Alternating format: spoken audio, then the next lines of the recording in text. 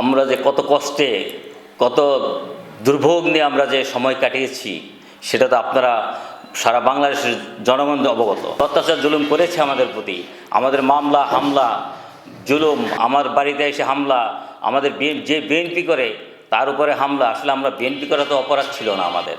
আমরা স্বৈরাচারী শেখ হাসিনা আমাদের যে কত জুলুম অত্যাচার করেছে সেটা তো বাংলাদেশের জনগণ দেখেছে।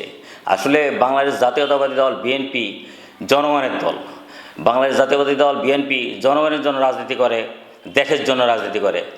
তাই সে দেশের জন্য জনগণের জন্য করার কারণেই স্বৈরাচারী শেখ হাসিনা আমাদেরকে এমন অত্যাচার নিপীড়ন দিয়ে আমাদেরকে অত্যাচার করে ডুবিয়ে রাখতে চেয়েছিল, কিন্তু পারেনি। কিন্তু স্বৈরাচারী শেখ হাসিনার সর্বোচ্চ চেষ্টার পরও সে পারেনি। সে পিছনের দরজা দিয়ে বাংলাদেশ ছেড়ে পালিয়ে গেছে। আসলে আমরা ছাত্র জনতা, আসলে অনেকে বলে ছাত্র আন্দোলন, আমি এতে একমত না।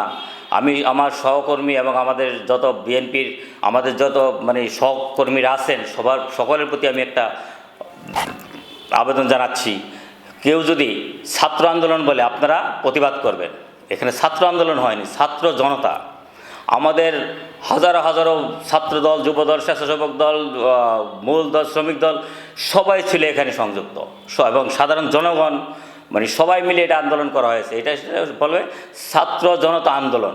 ছাত্র জনতা আন্দোলনে আমরা স্বৈরাচারী শেখ হাসিনাকে পালিয়ে যেতে বাধ্য করেছি, আমরা সকলে বাধ্য করেছি। আর সেখানে আমিও সংযুক্ত ছিলাম এবং আমার সহকর্মীরা সবাই ছিল। আমরা সকলেই এই যুদ্ধে জয়ী হয়ে স্বৈরাচারী শেখ হাসিনাকে পিছনের দরজা দিয়ে পালিয়ে যেতে বাধ্য করেছি।